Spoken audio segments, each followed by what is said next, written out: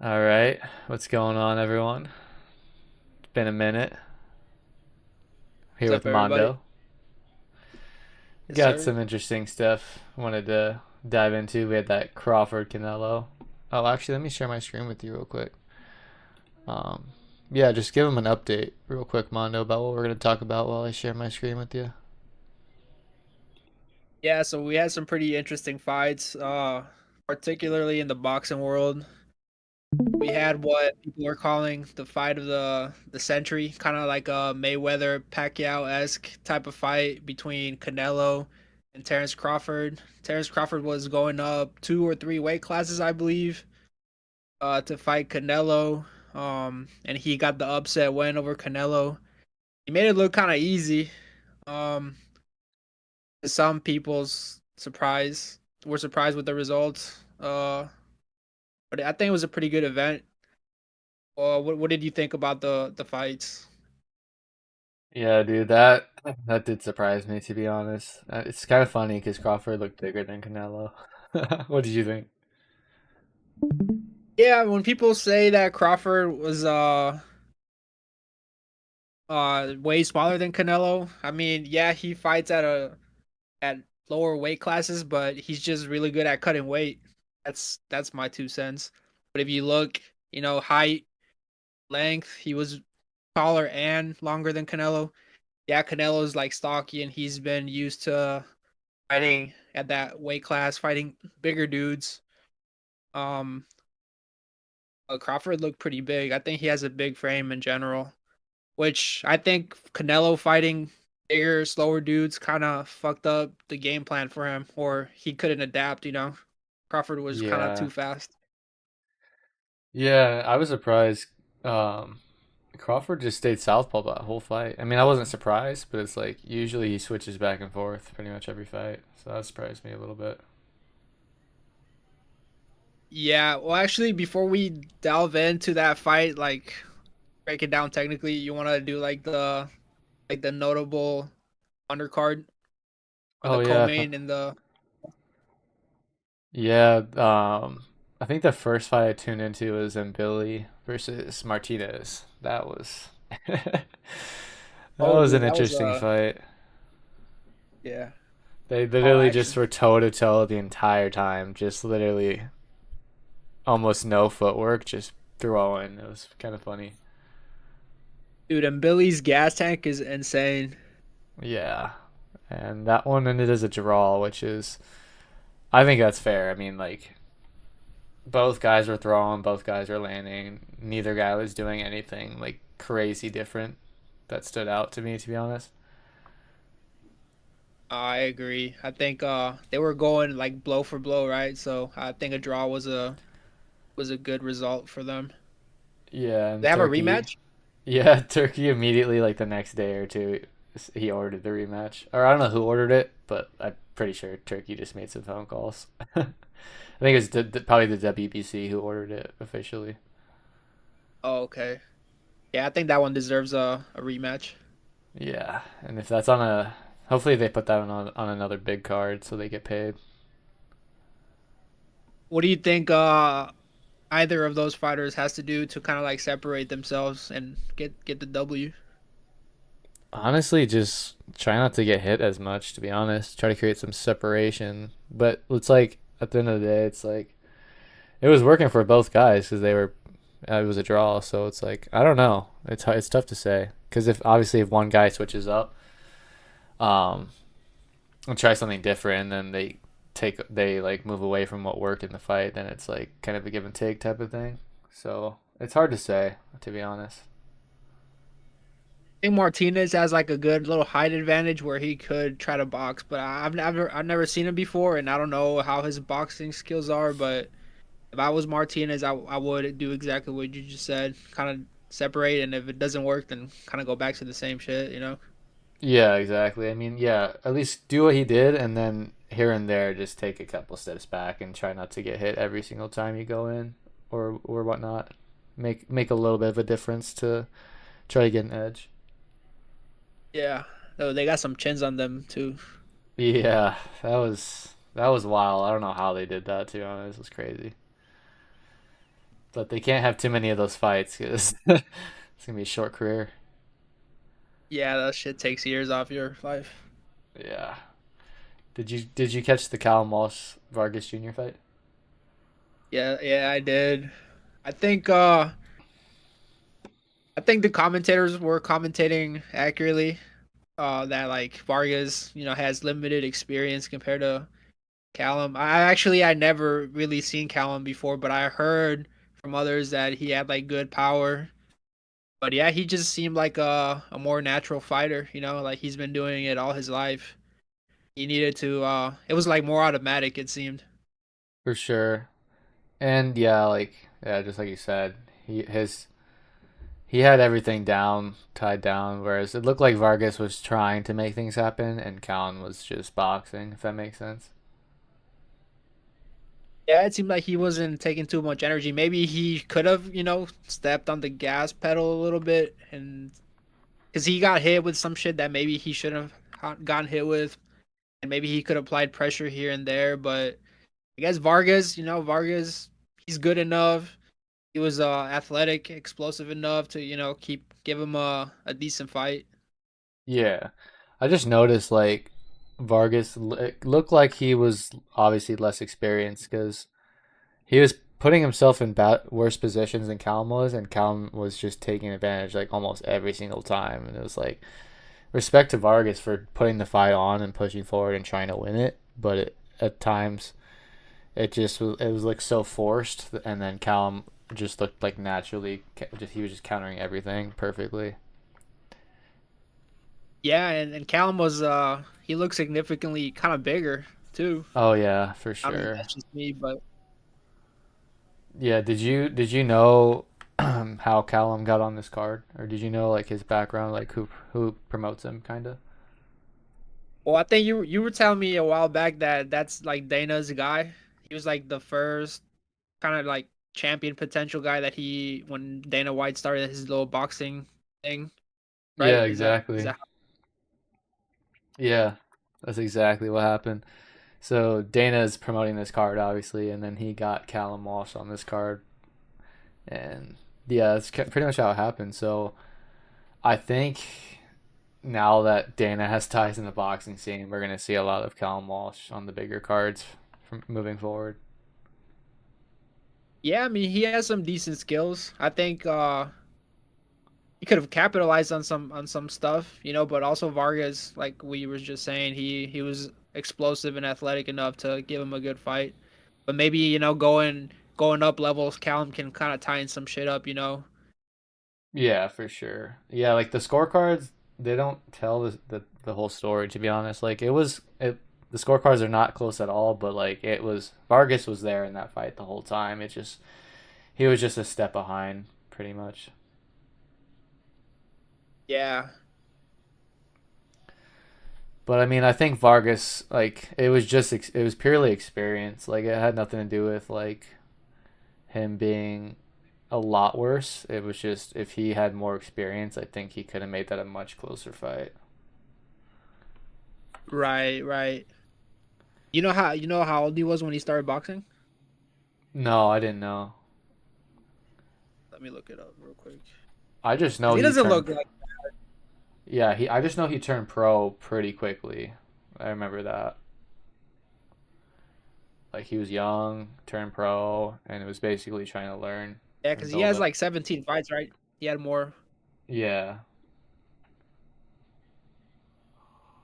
Yeah, I don't know, but uh, everybody says that the little brother is the best one, and we all know he is.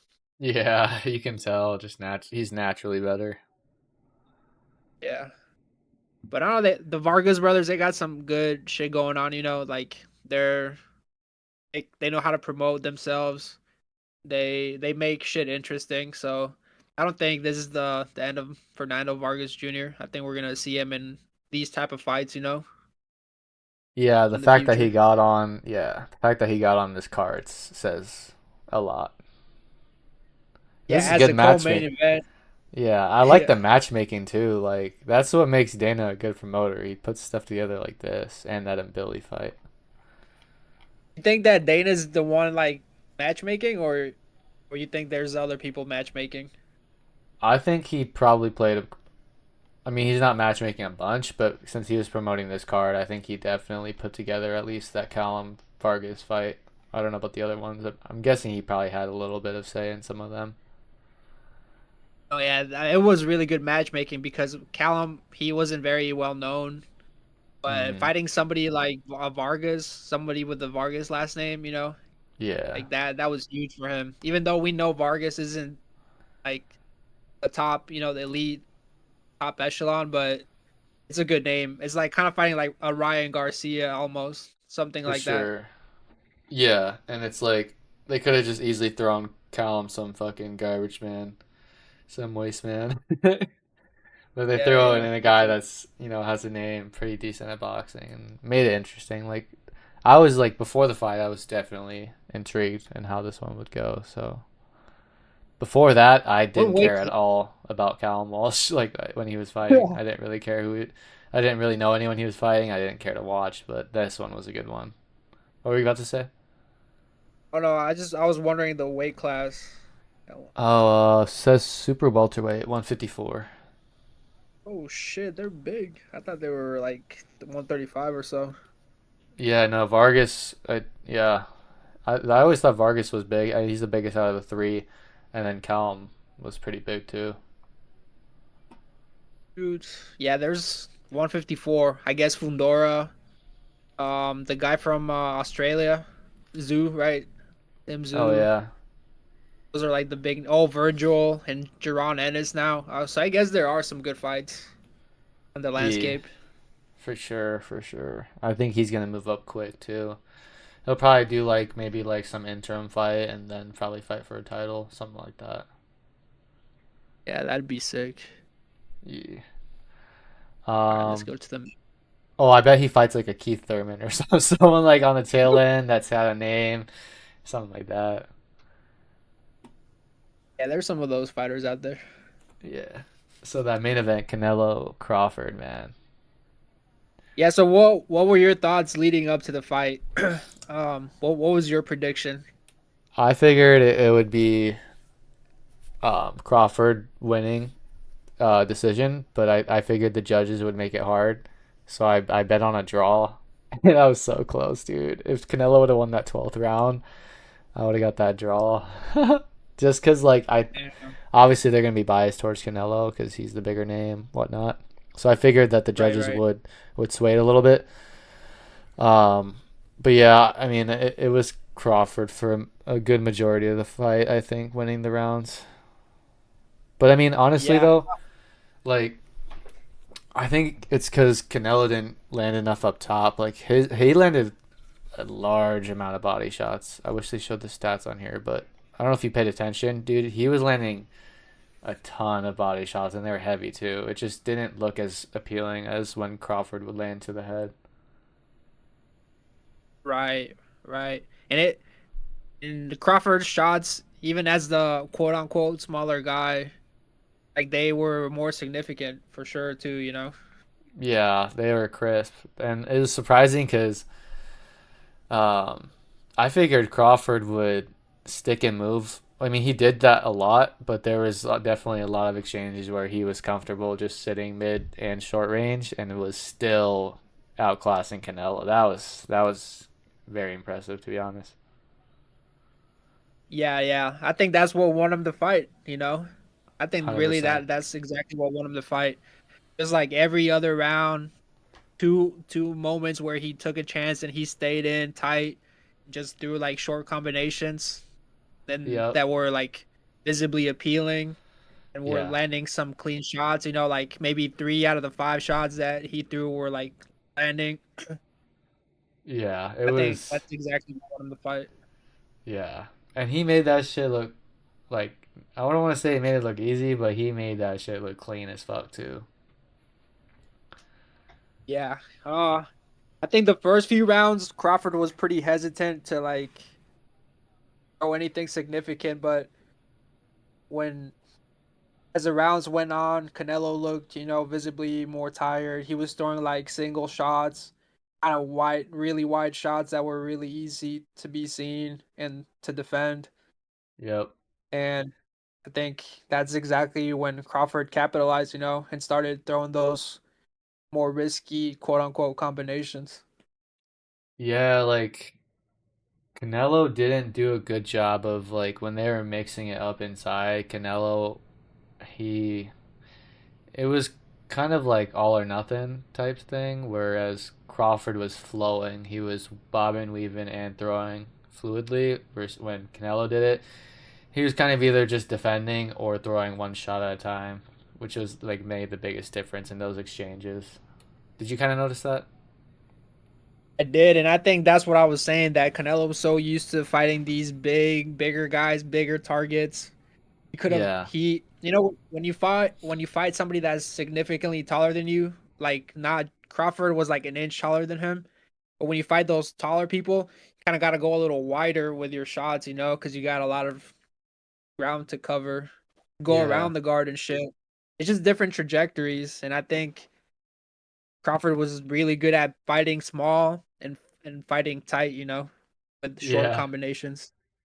Oh yeah, dude. It looked so tricky to fight him. And then after the fight, even I think someone asked Canelo like who's better, Floyd or Crawford, and and Canelo's like Crawford's way better. I thought that was Oh funny. yeah, I saw that. Man, Yeah, Crawford is just a beast, and I can't believe he's older than Canelo. That's the craziest part. yeah. And he has like a shorter professional career, but Crawford, he was a good amateur, Yeah, like he wasn't your Olympic guy, but he was like at that level. yeah.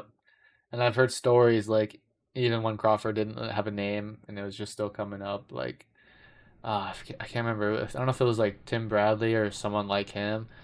They're saying like, yeah, they flew him out there. He just showed up the same day. Like he drove there, showed up the same day as sparring, sparred, whooped him, and then left.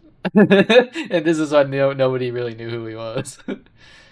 Yeah, I think it was Tim Bradley actually. Now that you mention that. Yeah, yeah. He said he drove to sparring day like for it was a long like 3 or 4 hour drive. Just drove straight to the gym, sparred, and then went home.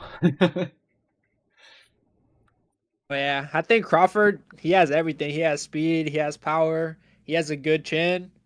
He has a good frame. He has a good frame for those middle weight classes.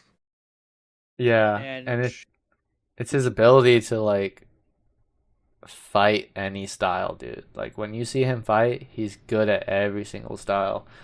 Whereas you get like a guy like Canelo, who he's gonna stick to mostly what he's used to, which is kind of like that high guard, strong power shots. Um, but Crawford, man, he can just sit there. He can stick and move. He can sit there. He can shell up. He can do everything. It's crazy. It's like how do you yeah, fight a guy like that? Like you literally can't prepare for that. I think that's what happened to Canelo. Like I think Canelo did his best to try to game plan, and then he got in the fight and he realized nothing's working. yeah. So when Canelo fought Charlo, right, the 154 Charlo, like Charlo was very hesitant to open up to do anything. He was just throwing his jab, maybe a cross once in a while. But Canelo thought that Crawford maybe was gonna respect his power like that, which wasn't the case. Yeah, and you could tell What do Canelo you? was respecting Crawford's power. Did you notice that? Oh yeah, for sure. Especially towards the end, Canelo was moving like he looked not like Canelo. Like he looked pretty sloppy at here and there, not like overall, but like there was brief moments I noticed a couple times. Canelo looked so out of position and it looked very not like Canelo, if that makes sense. Yeah, dude, I think that's just because Crawford's like feet are so educated. Like Yeah. he's good at taking those little steps. Hmm. And Canelo, what made him get out of position, get really wide, right? Because Canelo's usually good at like closing the distance by getting really wide all of a sudden and throwing like those big hooks to the body or hooks to the head. Yeah. But Crawford can time in between those and move back a little bit and still reach him and shit. So Yeah. yeah, I really Crawford want to see overall, a rematch. you do? Go ahead. Yeah, go ahead and finish what you're saying. Nah, that was it. But so you want to see a rematch? What do you think Canelo would have to do to win or to make it more competitive? I think it was competitive up to a certain point, and Crawford Yeah, got too comfortable. I think he's got to like adapt to a slightly different style of. I think he's got to work the jab more, shoot the right hand more, even if it's gonna miss. Like straight down to the body, straight right to the body, and then throw it up top, and then find some way to also fight in the inside. So when they're really close, I think he's got to figure out some sort of style there. Like he's got to be able to win in every position because Crawford will take advantage if he's weak, if Canelo's weak in any position, which is exactly what we saw. There were certain spots that Canelo was just not did not have either the game plan or like I don't want to say IQ because Canelo has been fighting for so long. He's got a good IQ, but at that point, it just did look like Crawford was a smarter fighter, had a better boxing IQ, and in those in certain positions. And I think Canelo's got to watch that fight back, and he's got to drill everything he did wrong and figure out some sort of edge, at least in the ones that he was really getting worked in. Yeah, I think you are gonna have if you're gonna fight Crawford, you are gonna have to apply pressure. If I was Canelo, I would apply pressure like you said, using your jab. Uh, like he does it have? We don't have stats, right? Let me look up stats because I feel like he barely threw any jabs. Yeah, it was bad. I mean, it was Southpaw versus Orthodox, so it's like kind of awkward, but man, it just seemed like Canelo's punch selection was not the best that night. It was a lot of the same stuff, kind of left hook to the body, right hook to the body, over and over, and it Yeah. just, I don't know. I feel like he's got to be able to throw. He's got to land that right hand if he wants to beat Crawford. Yeah, throw more variability. Canelo used to have some sick combinations with like really good punch selection, and of course he Yeah, doesn't do that anymore because he's fighting those taller guys. But yeah, you're fighting somebody like Crawford, you gotta throw that punch variability like he used to. He used to be yeah, so good at changing levels with it and shit. yep. And I think one thing that would help, um, I think he's got to work on that lateral footwork, kind of like the Mike Tyson on the ropes when he's shifting back and forth. When Crawford shells up and is leaning back in that southpaw position, I think Crawford, kind of like Lomachenko does, where they shift around the target and then throw shots, because it looked like Canelo was just um, complacent with just throwing right in front of him, standing right in front of Crawford and throwing versus trying to create some more angles. I think if he did that, it would open up a lot more shots. Obviously, Crawford would catch on and probably move with him, but it's just like we didn't see nearly enough of that trying to make Crawford work. Yeah, I would say definitely don't focus too much on power. It looked like he was focusing too much on throwing those big single shots, Yep. single and double shots. I would definitely throw combinations. I would throw with Crawford because Canelo. I mean, they both have good chins. Uh huh. Uh, I would.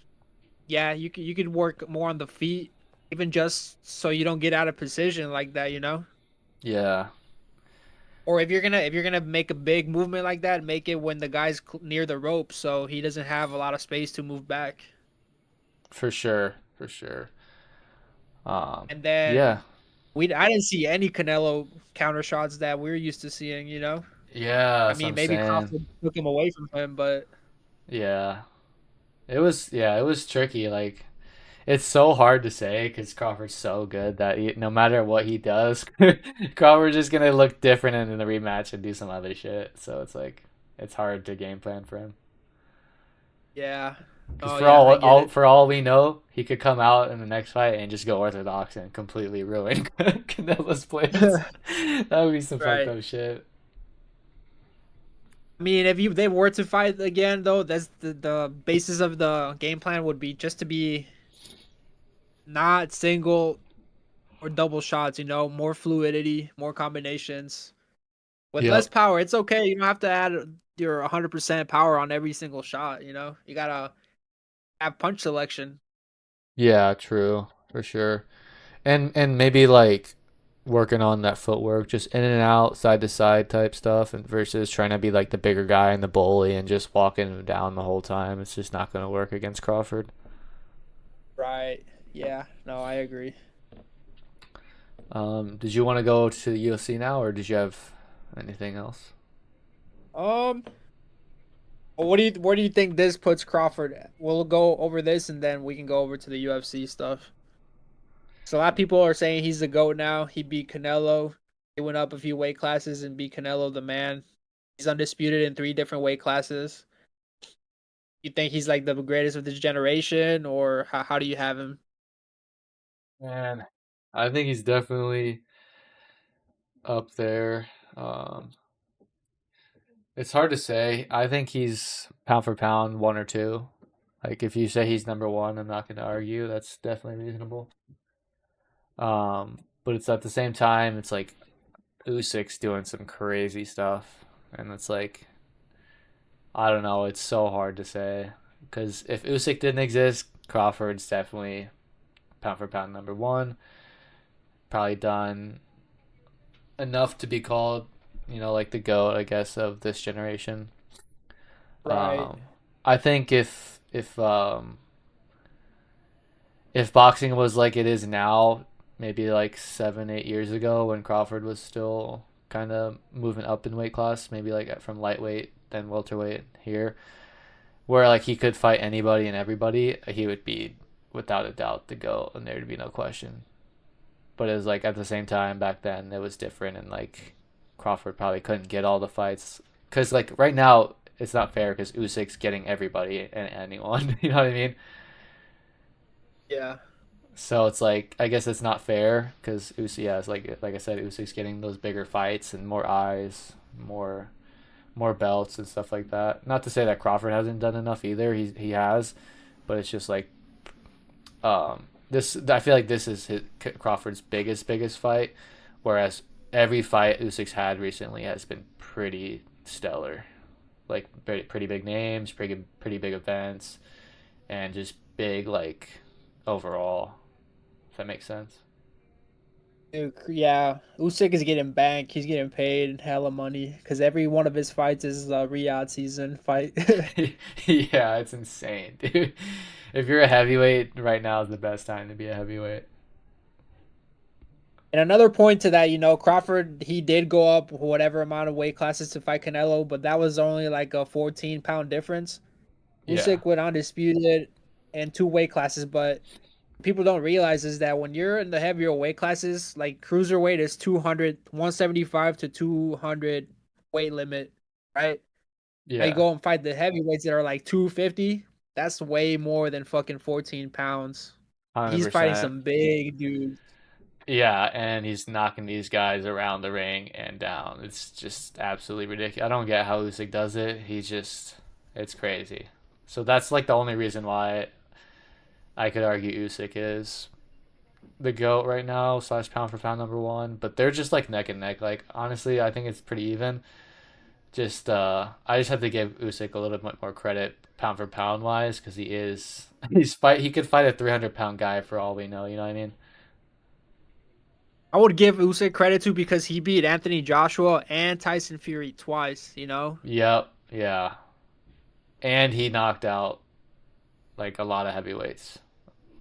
Yeah, like all the top heavyweights besides the champions, he knocked them out. Yeah. Yeah, that's he just And is then getting better and yeah, better. and then I think both of them are they both have three different weight classes, undisputed, so they're tied on that. But I mean, if Crawford were to fight another big name, take him out, I'd give him the edge. But right now, I think Usyk has just bigger names and then like um, more of a drastic jump in weight, which would lean towards him getting the edge in pound for pound. But I mean, Right. boxing wise, like if I'm looking at the guys skill wise, I think Crawford has more skill. But yeah, just accomplishment wise, I'd give the edge to Usyk. Right. I know what you mean. Yeah, Yeah, I wouldn't argue. skill wise, I think Crawford's like the best of our generation, like for sure. His skill level is just it's you can't even describe it. Like when you look at like Floyd, you're like, okay, best defensive fighter, Philly Shell. And then when you try to describe Crawford, you can't. He's just good at everything. Yeah, he's good at everything, and has Yeah, power, and and is his power. fast, and Yeah, has a good he's chin. yeah. It's just insane. Like you never get that from a fighter. Like Right. rarely. Everybody has their limitations except Crawford, it seems like. Yeah. And he can switch stances. Like, come on, dude. Bro's like he was like mostly unorthodox, and he just fought this whole fight in southpaw and just took out one of the best boxers in out there right now. Like, that's just it doesn't make any sense. It's not human. Oh yeah. I mean, to be fair, I think his southpaw is better than his orthodox, but still though, he's not bad as an orthodox. He's pretty fucking good, you know? Yeah, I just feel like naturally his right hand is like that because when you saw him throw the jab, like there was a fight where he knocked a guy down, I think, with his right hand. So I just feel like he when he grew up he was probably right-handed. I don't know, I could be wrong, but yeah, just the way he can go back and forth is just and do it like that. Most guys who go switch stance, they can do it, but then when things get tough, they switch back to their regular. But Crawford can literally be comfortable and he's in either stance. Oh yeah, for sure. Was there anything else you wanted to cover? I think we got it all for boxing. Bet. So now we'll go to this UFC card. Um, let's see. Um, Diego Lopez versus John Silva. That was interesting. What did you think? Did you see that fight? I watched the highlights. So like I sped through, you know how they put it on YouTube. I sped through the fight. But yeah, Yeah. it was it was interesting. So here's the crazy part. So these odds it says right here, these are flipped. So it says Diego was minus 238, but it was actually the other way around. John Silva was minus 238, and Diego Lopez was plus 185. And I thought that was just so wrong. Like it couldn't have been more wrong. And that, so I took Diego Lopez because, like, if you think about it, Diego Lopez, um, he's been in a 5 round title fight. He went toe to toe with Volkanovski. And there's so many questions we answered from John Silva. Like, I don't think John Silva's had a 5 round fight. If he has, I don't know if he's even gone close to it. Um, John Silva's good, but he just hasn't fought the guys that Diego Lopez has fought. So I was super surprised when I saw that freaking line, that betting line. I was like, that's so bad. Yeah, they were hyping him up. I mean, the whole team, they were hyping the whole team up. And they're good, don't get me wrong, but Yeah, they're very good. I was just like, dang, this is just disrespectful to Diego Lopez. Like, I get that Jean yeah. Silva is like a KO artist and he's really good on the feet, but um, we saw a little bit of exposure from the ground game. Like, I figured Diego Lopez would be better at the wrestling, better at the grappling, and the first round, Diego took him down, pretty much held him down the whole time. And then that second round, and Diego was like dropping like hammers on him too, like he was hitting him a bunch. So he dominated the first round, and then that second round, John Silva was actually taking a huge.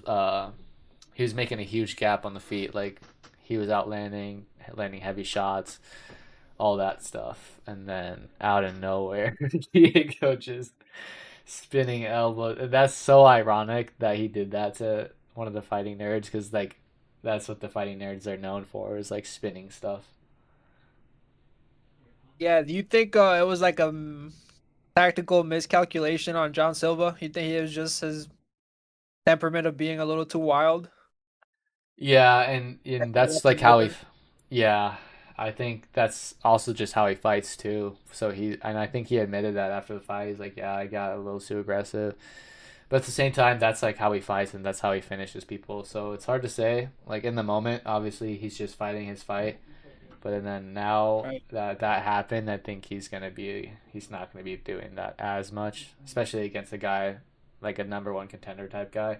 He might still do that to guys that he knows he can beat, but this is definitely gonna change his style a little bit at the top echelon of fighters. Right, right. So you think is Diego next again for the title or what's going on in that division? Um, I think Diego definitely deserves another title shot. But we got to see here. Yair's next, officially, I think. No, maybe it's Evloev. It's either Yair or Evloev, I think. And then I think LeBron Murphy definitely should be up there. He just finished Pico with the spinning elbow too. So I think Diego Oh yeah, versus LeBron makes sense. Aljamain's obviously there. Kind of won a boring fight against Ortega. I don't know what they're gonna do with Aljamain because he's so boring. But yeah, that featherweight division is all of a sudden looking really, really like back on a then when drive. Volk. Well, like back then, it seemed like Volk wasn't really gonna be like any of these guys. It didn't seem like any of these guys were gonna beat him. But now all of a sudden, you got Diego Lopez gave him a good fight. Yair is looking better than ever. LeBron Murphy's coming up. He made a huge jump this year. Like he's been on a good streak this year and last year. And then Aljamain came to 145, so he's a wild card. Um, but then it kind of drops off from there. I mean, Gene Silva obviously just lost. Patricio Pitbull's pretty decent. Daniga is decent. But yeah, I mean, at least those top five guys, a lot of questions to be asked. You know what would be a good ass fight? Yair versus Murphy. That'd be a good fight. Ooh, that would be good. That'd be very good. Dude, have you seen how much weight LeBron cuts? Oh, but he looks big. He looks like It's he's cut as fuck. it's scary, dude. It looks like he's literally like 5% body fat when he goes into the ring. It's crazy. Yeah, he's hella cut. Yeah. Him versus Yair would be sick. Um, I think Evloev versus Sterling need to run that back. I'd like to see that again. At least two wrestlers fighting each other, get that out of the way. I don't want to see Evloev as the champion, to be honest. Well, that's that Russian cat. No, he's like the boring ass dude. Yeah, so boring. Him and Aljo are just literally have the same style. Dude, what a snooze fest. Yeah, it's yeah. Same with Marab. Like Marab's honestly pretty boring. He makes it funny because he does like funny shit. But at the Right. end of the day, he can't even knock out a fly. Like his hands are just like they're really not that good. Just does the same thing Yeah, over and over. he's an animal, like his cardio and shit. But yeah, he is boring. But he does have that personality, Yep, which yep. makes it interesting. That's the only reason why I like him. But like if he was like a boring guy like Khabib, like just boring personality, I just feel yeah, this guy sucks. Kind of like Evloev. Like Evloev doesn't really do any. He doesn't really make it interesting at all. It just kind of fights. Yeah. I would like to see Marab move up and fight Volkanovski eventually, hopefully soon, because I don't really want to see Marab just do the same thing over and over and just wrestle. Wait, Sean O'Malley's number one. Holy shit. Yeah, I'm not sure how. I mean, I guess because they all lost to Marab, so nothing really would change. And then technically beat Piotr Jan, hasn't fought Umar or Corey or Song or Figure. Yeah, so I guess that's probably the only reason why he's number one. Yeah. And then I I don't know wanted to that. take a look at. Oh, go ahead. I was gonna say that weight class looks way better than the other one though. 135 looks way better than Oh yeah, 145. Yeah, on there. yeah. Zahabi, Bautista, they're both live. Um, this Vinicius Oliveira guy is really good. Marcus McGee is a beast. Kyle Phillips is pretty good. Song Yadong's a beast. Corey's a beast. It just Piotr got Jan's, the yeah. top five of 135 versus the top five of 145 is like, I mean, that they're comparable, I guess, except for that Evoliev or whatever the fuck his name is. Yeah, the only downside to the 45 is Evloev and Sterling. It's just Yeah. like they're just so stale.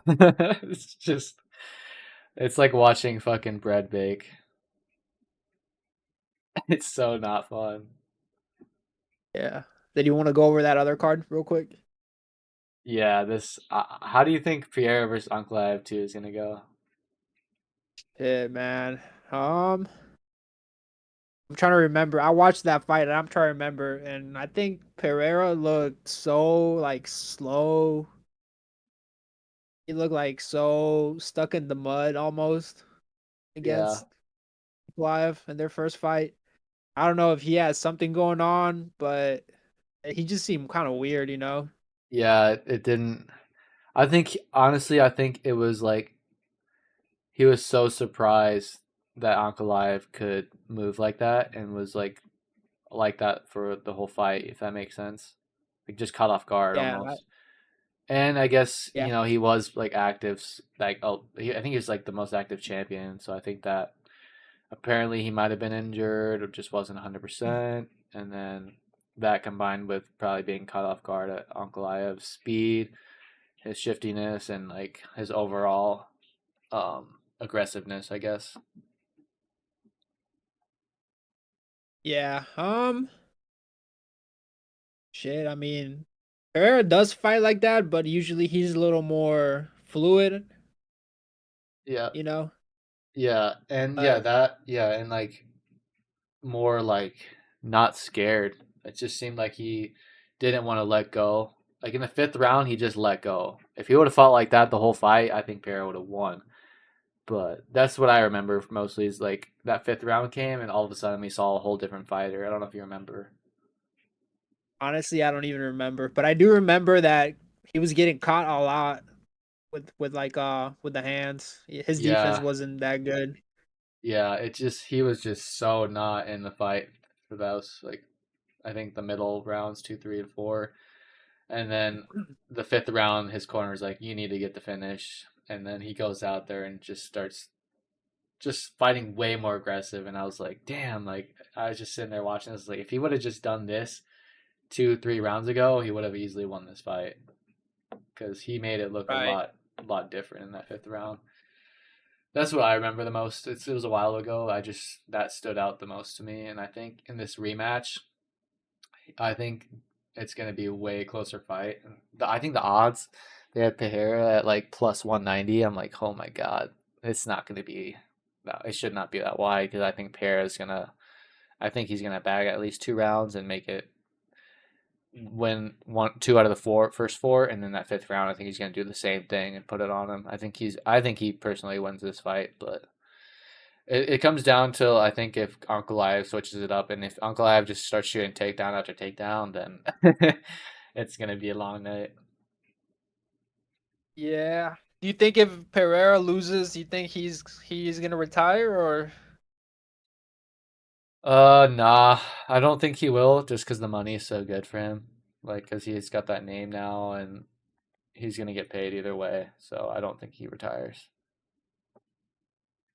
true? What about that co-main? Oh man, it's again another fight that the line I think should be closer, dude. Rob's like minus 400. Oh really? Fuck. Yeah, that's a huge favorite. Like you never see that in a UFC title fight unless there's like a complete mismatch or like someone like pulled out and they like had to throw in like a last minute replacement. But yeah, usually in UFC title fights you don't see that because the guys are so good at the top. Wait, Marab, he's never fought Corey, right? This is the first time they ever fight. Yep. You think Corey deserved this fight, or you think it should have been somebody else? Um, I don't know. I mean, Marab beat Because I think Sean. Marab already beat everybody else. Yeah, Marab beat Sean. He beat Umar. I think he beat Piotr. Only other guy would be Song Yadong, maybe Figueiredo. I don't think he's fought. So I think Corey deserved it. Yeah, I think so too. And I think Corey's gonna give a way better fight than people are expecting, if I'm being honest. Like I could see Corey hurting him because he's so tricky. Yeah, yeah, Corey is tricky. He ships a lot too. A lot of stand switches and shit like that. He's a pretty decent wrestler himself too. Yeah, yeah, and on the ground he's tricky. He's really slippery. So, and he's got good cardio. Yeah, Corey So, always comes in have a good fight. right. I think Corey bags at least one round from hurting Marab, and then I think he can get a second round if he can keep it on the feet, and then those other 3 rounds he's gonna have to win like a swing round. Yeah, it's gonna be pretty tight. Yeah. There was one more card I wanted to look at, but it's pretty far out. Just to briefly before we wrap it up. Let's see. Yeah. This JDM versus Islam card stacked. When is this one? December or November 15th? Oh Yeah, shit. November 15th. Yeah, there's Um, some good fights. I wanted to. Who do you got in JDM versus Islam, or how do you think it goes? Shit. Islam is big as fuck, huh? Yeah. Um, JDM has been improving a lot, but I think Islam is just gonna wrestle the fuck out of him. True. Well, who Yeah, do I you got? think I think like I don't know the way JDM was counter wrestling Bilal, like I think that made it look very interesting because usually Bilal doesn't struggle too much with the takedowns and holding people down, but JDM was just and he stopped a lot of takedowns, and even when he got taken down, he got right back up. So I think that makes that this fight a lot closer than it would normally seem. Like if I hadn't seen JDM do that against Bilal, I'd have Islam all day. But then I saw him fight Bilal, and I'm like, damn, it's making me second guess it. I still give Islam the edge for sure. He's better all around fighter, but I think JDM's a little bit better in the striking. They might be even on the striking. So I guess Islam just a better overall fighter, and I think he's going to be the one that um, has to worry more. Like I don't think Islam really has to worry too much about any one thing, whereas JDM really has to worry about the takedowns and the submission threats. Yeah, I agree. I think that what JDM showed was pretty good, but I think Islam is better than Bilal at wrestling, maybe. But Yeah, I think yeah, JDM is better than Islam at striking. yeah. I Got think yeah, he's more more variability. dynamic. Yeah. Yeah. I think it's gonna be Uh a good fight. I think it's gonna be better than people. If people think Islam's just gonna wash him quick, I don't think that's gonna be the case. I think he's gonna put up a pretty good fight. yeah, I think yeah, for sure. And I think another thing that JDM has to do is he has to threaten submissions like all night. If he gets taken down, he just has to keep attacking subs because if he does that, it's what it's going to do. It's probably going to prevent Islam from threatening as many subs, and it's going to open up more positions for JDM to get back up. So I think tricky. He's been training with Craig Jones, right? Yeah, that's why I'm. Yeah, exactly. And so that's why I was like, no, like that's what gave me the idea of like if JDM gets taken down, he just starts throwing submissions up. I know like those Dagestani guys, they take that seriously. Like they do not. The last thing they want to do is get subbed. If that makes Right. sense. Yeah. Because it would almost be like they're just a total embarrassment. Like I know if one of them got subbed, it would not be good. The next day at the gym would not be good. They'd probably be on the mat for 20 hours straight. Yeah, they probably get this on to be honest. Yeah, exactly. Like when Poirier had Khabib in that guillotine, dude, their corner was freaking out and like they were not. Yeah, you can tell they're very on edge when they get threatened with subs. Yeah. They're so competent, you know. They rarely do. Their control is crazy. Yeah. Um, what do you think about Shevchenko versus Wei Li? That's a good fight. Those are like the best women fighters right now. I think that that'd be a good fight. Yeah, dude, it's interesting because um, Wei Li's moving up in weight, and then um, obviously Shevchenko's been so dominant. So it's like, man, I wonder if that weight is going to make a big difference because Weili is pretty small, Loki. She's not the biggest fighter. right? But she's strong as fuck. She is strong, really. She's really muscular, and that's what like intrigues me about this fight is Shevchenko when she's most dominant. It's when she wrestles, and so if she can't take down Weili, the striking is going to be. I think Weili's a better. She. I don't know. Shevchenko's pretty good on the feet, but I think Weili is a bigger threat. I think. I don't know. What do you think? I think yeah, recently Shevchenko's been more like on the grappling end. But striking wise, I think they're both pretty good. We just haven't seen Valentina strike that all that much lately, right? But she used to be like a Muay Thai champion. I think Weili used to be like a one of those Sonda champions. So I think they're both pretty good Yeah, for overall. sure. Yeah, I think the I line. guess Go ahead. oh, I was just gonna say that I guess is maybe it's gonna be one of those cases where the maybe the bigger good fighter should be able to beat the little good fighter, but I don't know because Yeah, Valentina is also getting old, you know. yeah is a good point. Yep, I'm interested to see how the grappling goes, and if it doesn't go to the ground, I'd probably give Weili the edge. But if it goes to the ground, I think Shevchenko is pretty like she's really good at holding dominant positions, and I think if Weili gets wrapped up in those, it's probably going to be a whole round of Shevchenko kind of just winning based on control.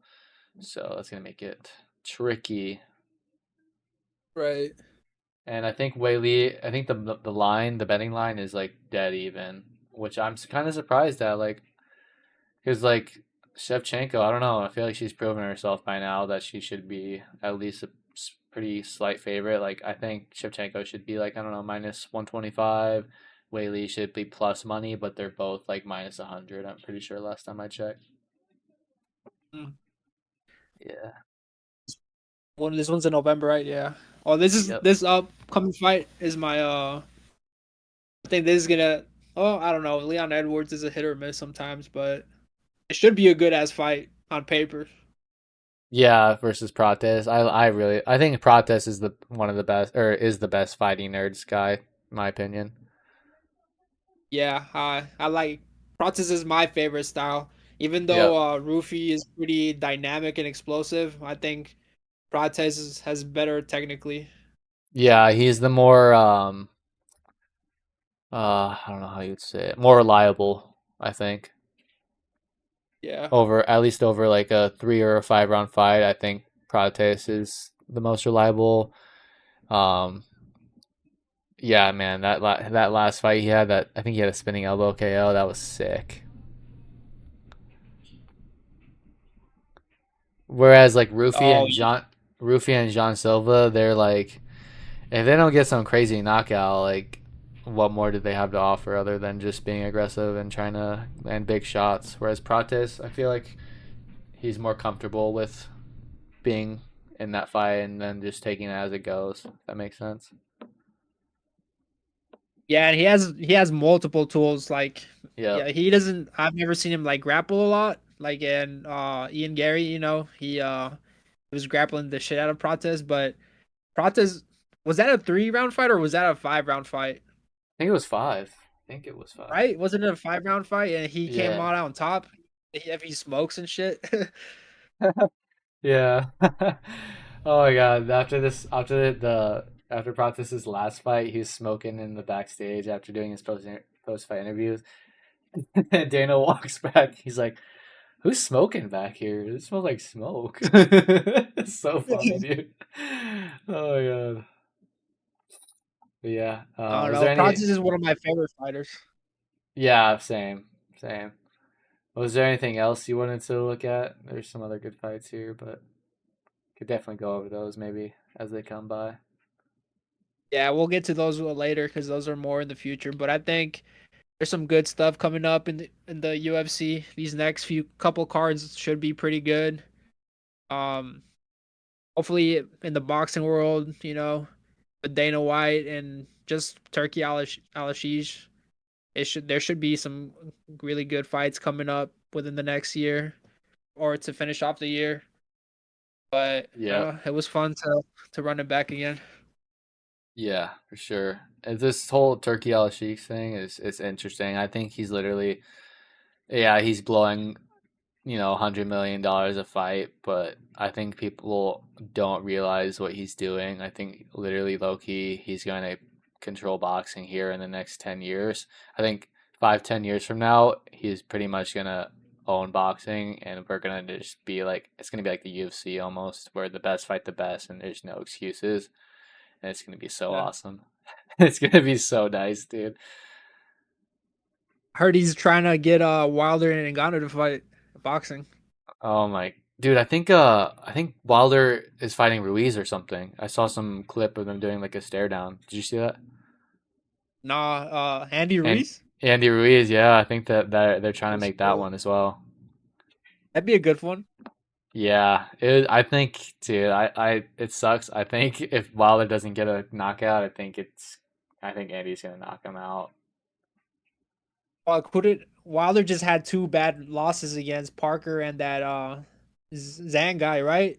Like Yeah, he's been he hit his getting back. fucked. He got knocked out from the back. Yeah. He's been getting messed up. Kind of sucks. I Yeah. love Wilder, but he's just he doesn't make enough changes, man. It's just the same stuff over and over. It's just not good. Yeah. But I think against Ngannou, I think that would be like a good fight, or they Oh could, yeah. or it'd be like a really good marketing uh thing. I Yeah, think they're that would very be marketable. oh dude, I'd love to see that. I think it would be because like obviously Ngannou doesn't have the experience, so and he doesn't fight like very much on the I don't know. In boxing, at least in boxing, he doesn't fight as much on the inside, which is like what Wilder keeps getting messed up by is when guys step in close to him. Wilder has like not he doesn't have the distance management. And so if Ngannou stays at range, whoo, it's gonna be a very interesting fight. Wilder's got a sick right hand, the bronze bomber. I've been saying it for a while. I think that's the best like marketing thing. Like you have the hardest hitting MMA fighter versus the hardest hitting boxer. Oh It's my like god. what more could you ask for marketing, Ooh, yeah, you throw that on a card with like I don't know, maybe another title fight, something maybe like a David Benavidez, another big heavy hitter. Oh Someone else, shit, yeah. yeah, someone who's gonna create some noise. Whew, that's gonna be a good card, and I think that's what we're headed towards. Like I said, hopefully it happens a little bit sooner than 5 to 10 years, but I think we're headed towards cards that are just stacked, kind of like the UFC does. I think 3 to 5 years it's a good time frame. Yeah, like it just reminds me of like I don't know if you ever heard like the UAE bought they privatized the Chicago parking in like 2008 or something. Oh Like no, yeah, I didn't know that. yeah, so Chicago parking is private and it's owned by the UAE and they bought it for like $1 billion and Yeah. now it's worth like 4 billion and they've already recouped their total investment. So Shit. I literally think that's what Turkey is doing. He's just fronting all of this right now and in 5 years he's just gonna own boxing pretty much. Yeah, I mean he's multi-billionaire, so I think he knows what he's doing. He's a Yeah. man of business. Yeah, I was looking into it, I was like, who is this Turkey guy? And I looked it up and the crown prince of Saudi Arabia, he's like Turkey was like his best friend. And so Oh shit. yeah, so the crown prince like assigned Turkey to like this high like multiple high ranking positions and eventually Turkey took over like the sports investment stuff, sports and entertainment investments. And so now Turkey's just going straight after boxing. And honestly, I think he just like loves boxing. So he's like, yeah, what's another 100 million? It's so awesome, That's dude. I a love it. that's a good sport to go into because a lot of nationalities have a lot of good champions. It's Yeah, not something that's dominated like, for example, basketball. The U.S. dominates like almost exclusively, right? Boxing yeah, is very diverse. Yeah, it's very strategic what he's doing, and I love it. He's so good for the Yeah, fans. he's put on a hell of a card for sure. Oh yeah, for sure. And then now he's gonna have Dana White promoting, basically making a feeder system to give him new up and coming fighters. It's just gonna be crazy. Yeah, Anyways, future's looking good. That's good. yeah, I think that was all we had. So till next time, this is the Pound for Pound Combat Sports Podcast from Brandon and Mondo. We out. Hit that like and subscribe. Peace. All right, everybody.